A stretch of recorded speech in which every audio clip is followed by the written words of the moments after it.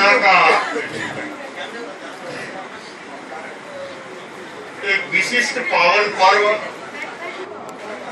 नवरात्रि का शुभ अवसर, और हम देख रहे हैं पिछले अनेक वर्षों से सुश्रावक भाई महेश जी और भाई मनोज जी के इस निवास स्थान पर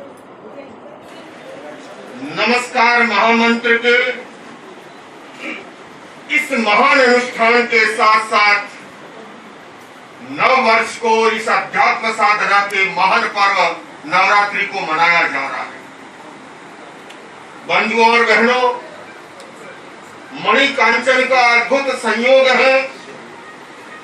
आध्यात्मिक और भौतिक विकास का अद्भुत समन्वय और संगम इस परिवार में हमें देखने को मिलता है। धर्म का भौतिक विकास से विरोध नहीं रहा है।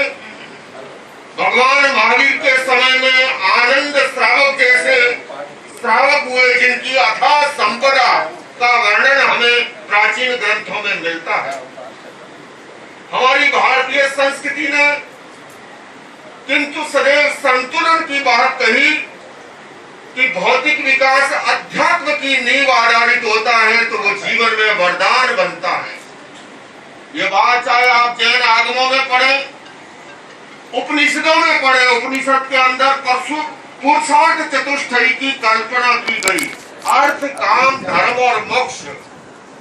जहां पर अर्थ, काम, धर्म और मोक्ष के बीच में संतुलन होता है, वहां पर हेल्दी सोसाइटी का निर्माण होता है, स्वस्थ समाज की संरचना होती है। आप भगवत गीता जी को पढ़ें, आखिरी श्लोक है, यत्र योगेश्वर कृष्ण यत्र पार्थो धनुर्धरे तत्र श्री विजयो भूति दुर्वा नीति मदिर में।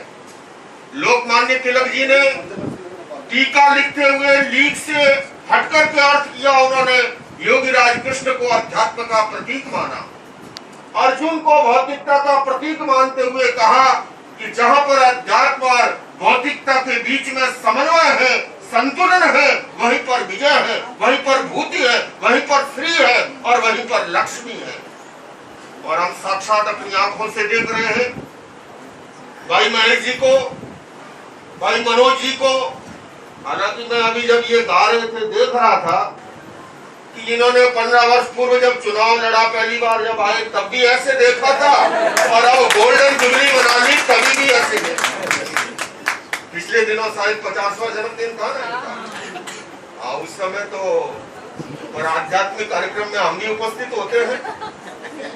बंधुओं और बहनों, हालांकि पार्टी को गया है तो अलग बात है, पर में ये अवश्य गौरव बढ़ता है और हम प्रतीक रूप में कह सकते हैं एक श्रावक को कैसा होना चाहिए, एक श्रावक को कैसे संस्कारी होना चाहिए।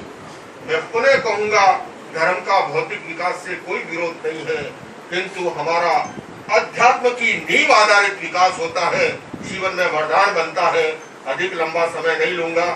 घड़ी में सुइया 12 बजे को प्रार कर गया है और जठराग्नि क्रोधाग्नि का भी बड़ा संबंध होता है।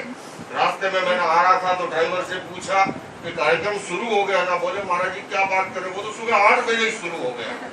तो सचमुच में मैं इस अवसर पर पुनः अपने मन की प्रसन्नता को व्यक्त करते हुए यही कहूंगा कि भाई महेश जी का परिवार, भाई मनोज जी का परिवार इसी तरह से विकास करता हुआ खूब विकास करे, खूब आगे बढ़े और खूब इसी तरह से समाज की सेवा करे। इन्हीं शब्दों के साथ बंधुओं और बहनों, हम सबका भाग्य और सौभाग्य है, हमें जैन शासन मिला, भगवान महावीर के शासन में जन्म लेने का अवसर मिला।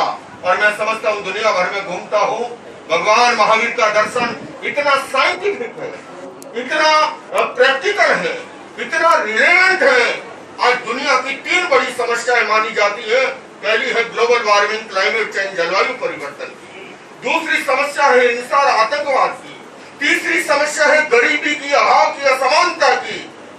और इन तीनों ही समस्याओं का अगर कहीं एक जगह समाधान मिलता है तो भगवान महावीर के दर्शन में मिलता है। और उस दर्शन को हमें जन्म लेने का अवसर मिला। उसके अंदर अपेक्षा यही है उस रास्ते पे बताए हुए कदमों को हम आगे बढ़ाएं और निरंतर विकास करते रहें। जीवन में अध्यात्म और संस्कारों को स्थान दें। पुनः नव वर्ष पर इस परिवार के प्रति आप सब उपस्थित हैं, इन सबके प्रति मैं मंगल की, कल्याण की कामना करता हूँ, विकास की कामना करता हूँ। इन्हीं शब्दों के साथ ओम अर्हम्।